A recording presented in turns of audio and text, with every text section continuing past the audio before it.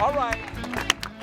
Dan the man, or Dan the men in this case. Dan Kohler is here, Daniel Kukin is here on the other side. And Mark. And Mark, and Christina, and a Tandoor Oven that Yes, you sir. can have, that you can easily make at home. Yes, sir. But first of all, why teaming up? Because I know you don't really cook. I don't really cook, but I And like to eat. And you don't really build. That is true. So that's why we needed this. I was flipping through history books, looking for a really excellent way to cook food, and I realized that I was going to need some help building this. I can talk about the science, but I needed someone to actually do the construction. Okay. The nice thing is it really is sort of the easiest thing in the world. And you just need a couple of, sort of big pots and a couple of materials, and then it assembles really, really easily. sure, When you yeah, say it, it. what's a tandoor oven? Okay, so a tandoor oven, a tandoor, is actually Tandoor. the traditional oven of India, Persia, and the Caucasus, which is a region sort of including Russia and Turkey. Okay. Now, historically, this is an oven that would have been in the center of a village, center of a community. People would not have had an individual oven in their home. They would have had one large central earth oven that everyone in this community would come to cook their food.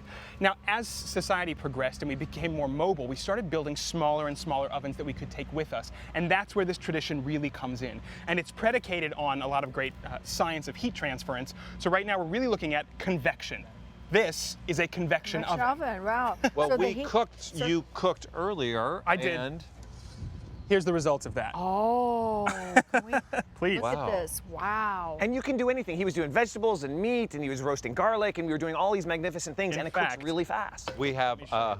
we do have our family here today visiting. Wow, and that's delicious. Look at that, with garlic. Ooh. Roasted garlic. You guys look at that over there. You guys can start, by the way. Get dig busy on in. that food. Can we?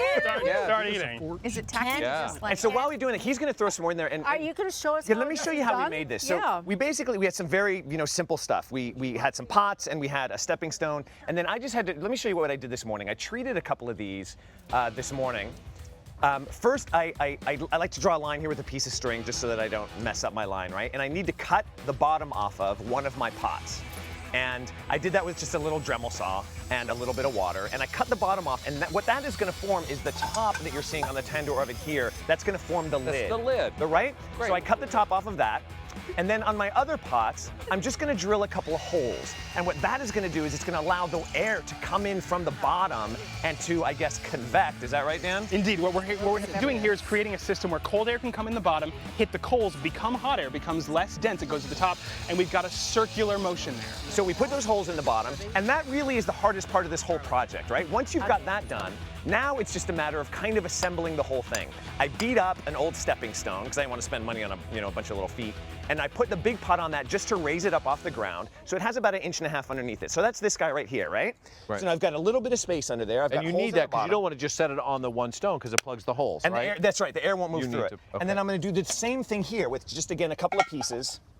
And I'm going to put these in here, boom, boom, boom. Okay. And then I take my second pot, which again has holes in it. Hang on.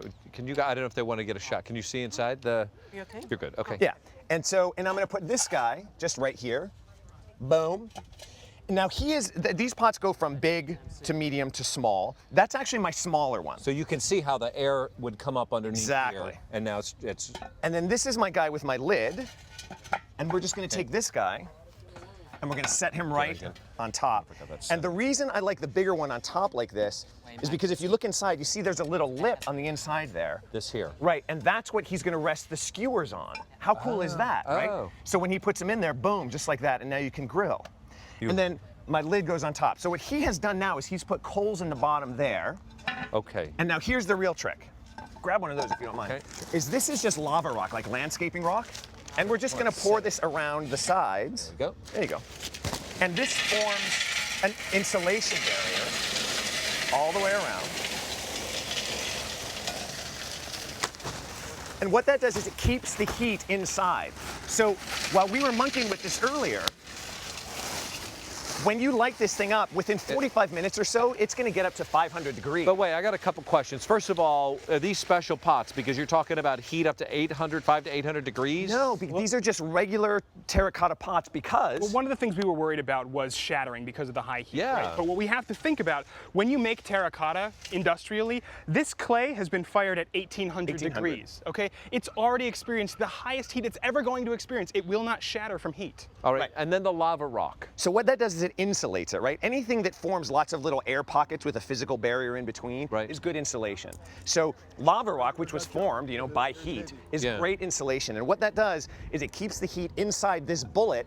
And even when that thing is at its hottest, you can touch the sides and it'll be warm, but it won't burn you. Well, the lava rock, is there a substitute? You don't want somebody to put sand in there or anything like that? The problem with sand is it'll fall down through the holes and it'll fall right out. You can use like vermiculite or gravel, but again, you want stuff that has air pockets inside of it. Okay. We need coarse grade material, so you can cut coarse grade vermiculite. And that is it. Boom, you are done. You put coals in the bottom of that. How hot is that thing going to get?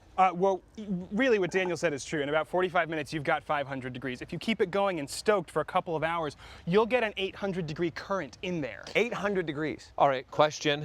I'm going to ask you about how good this tastes in a second. Could you put wood chips in here and it would smoke it? You can. You absolutely can. Now, one of the interesting things about cooking this way, Daniel asked me this earlier, are we roasting? Essentially, we are. But when you cook things that have a high water content or even a fat content, if we put meat in here, it's going to drip fat down onto the coals. Then smoke and steam are going to come back up. So wood chips do the same thing. This is a smoking oven. It's a convection oven with a smoke feature. This is something you would pay thousands of dollars for in your kitchen. And how long would it take to do? Are we talking? Well, when he cooks it, he was cooking these things in a matter of minutes earlier. Yeah, right? yeah. We're talking 5 to 10 minutes. You can take a skewer out. And really? And the thing, and I love this thing. I love the way it looks. Like you could leave that on your porch year round and just use it when you want it. I think it's kind of attractive. I think it's cool. I love it. How do you turn it off? Well, the easiest way is to dump some water on the coals. Hose it down. You can do that? Yeah. Oh, Yeah, because there are holes, it all drains out the bottom. Yeah. See this? Yeah. Wow, those people a long time ago were really smart. They're really smart. But let me tell you something. This is the perfect project for a family this weekend, right? We're heading toward 4th of July. Gotta taste This is the that. thing you can do with your family in the So garage, good. in the backyard, and you can really learn the satisfaction of building something with your own hands and then cooking in it. And you'll have this for a lifetime. And what's great is you get to see the science at work, right? You can look at it and see the science happening, and all said and told, you're spending a little bit less than $100 for the whole shooting. And you can taste it. This is outstanding. Isn't This that is delicious? very good. It's very good. Wow, you guys, get We're going to going. take 8 steps on our Pinterest page. I love this. You guys got to get together more often because good things happen when you do. You Two can go days in the yard. to renegadekitchen.com or mortistenon.com and you'll find some. How do you guys like this? there. So good. Is it so good? We're going to come back and Kim is going to answer some of your questions. That's right. You know what? Like this piece of garlic, sometimes the best beauty tips are natural. Look at this. That's delicious.